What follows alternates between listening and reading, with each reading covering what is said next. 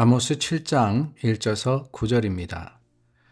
주 여호와께서 내게 보이신 것이 이러하니라.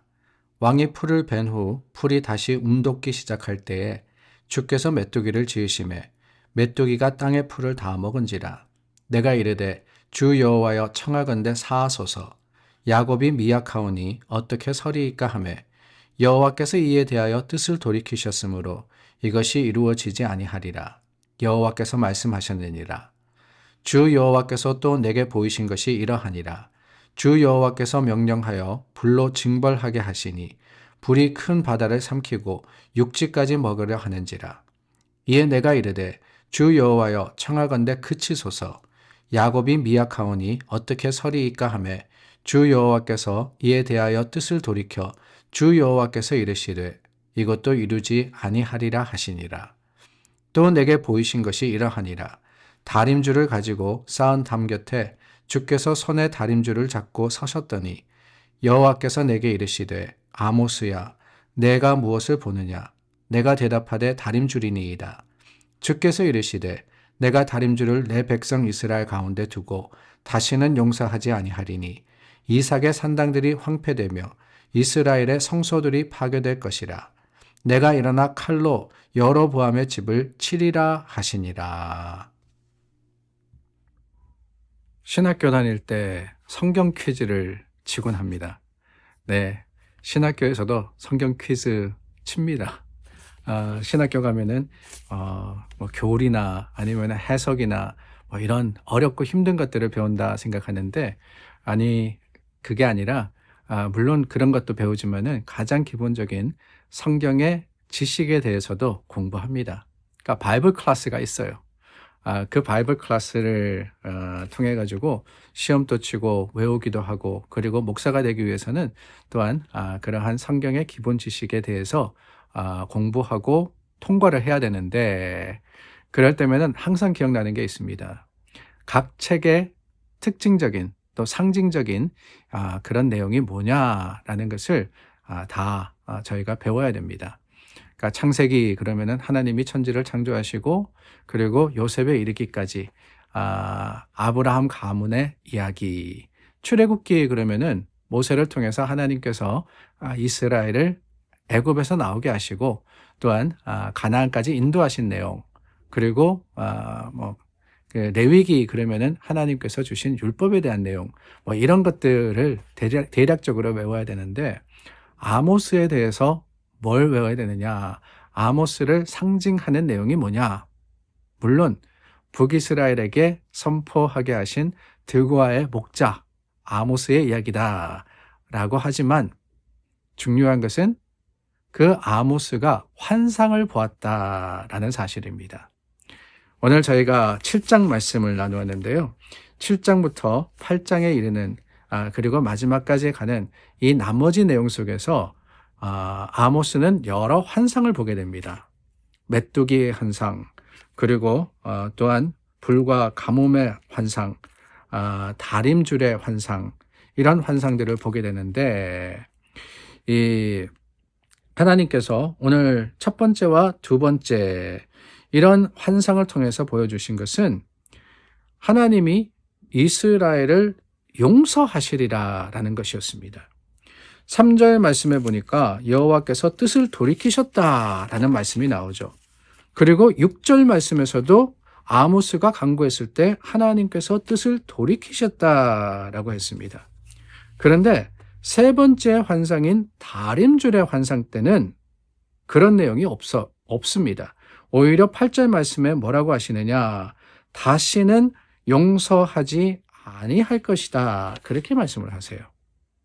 자, 먼저는 이 다림줄, 아모스에서도 가장 유명한 그러한 환상입니다. 이 다림줄의 환상이라고 했는데요. 다림줄은 다름이 아니라 공사하시는 분들이 사용하는 겁니다. 긴 줄에다가 실이죠. 그 실에다가 끝에 줄을 매달아서 내리면은 땅과 직각이 되는 것을 만들 수가 있죠. 요즘은 레이저를 사용해서 공사를 하시더만은 원래 오랫동안 이 다림줄이라는 것은 건물을 바르게 세우는데 굉장히 중요한 것이었습니다. 그 줄에 따라서 세워지지 않으면 어떻게 됩니까? 삐뚤어지게 돼 있거든요. 삐뚤어지면은 넘어지기 쉬워집니다. 그렇기 때문에 이 다림줄이라는 것은 굉장히 중요한 그런 역할을 하는 것입니다. 그러고 보면은 성경에는 이 집 짓는 것에 대한 비유가 꽤 나옵니다. 예수님께서도 반석 위에 지은 집과 모래 위에 지은 집을 비교해서 말씀하셨고요.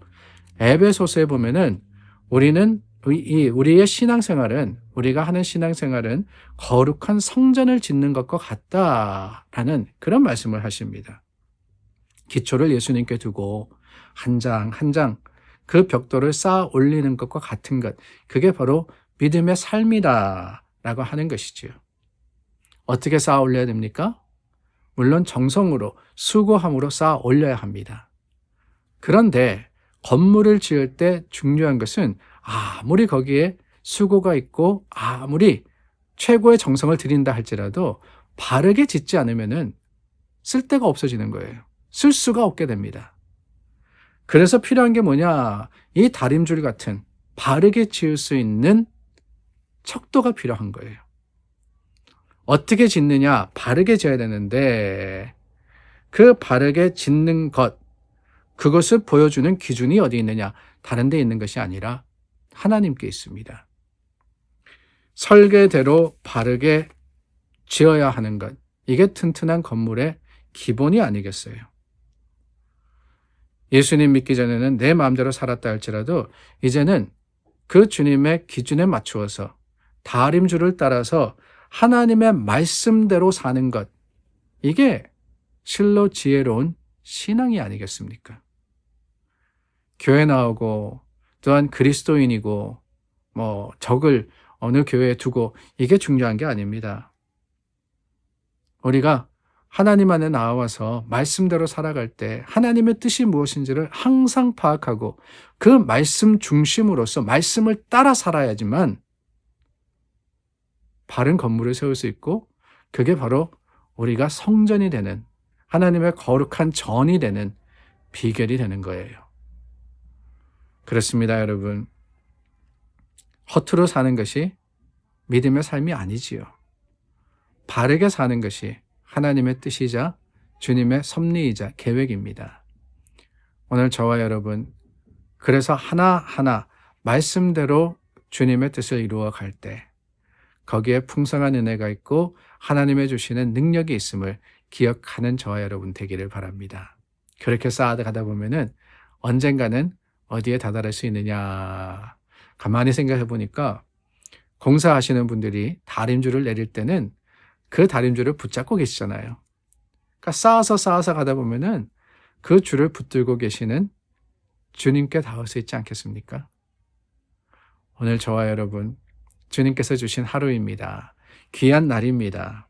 오늘도 주님은 우리에게 말씀의 다림줄로 이렇게 생활해라, 이렇게 살아가라고 가르쳐 주신다는 사실을 기억하고 하나님 말씀에 벗어나지 않는 그 말씀을 따라 사는 우리 모두가 될 수 있도록 주님 앞에 드리고 기도하며 주님의 도움을 의지하는 하나님의 백성들이 되기를 바랍니다.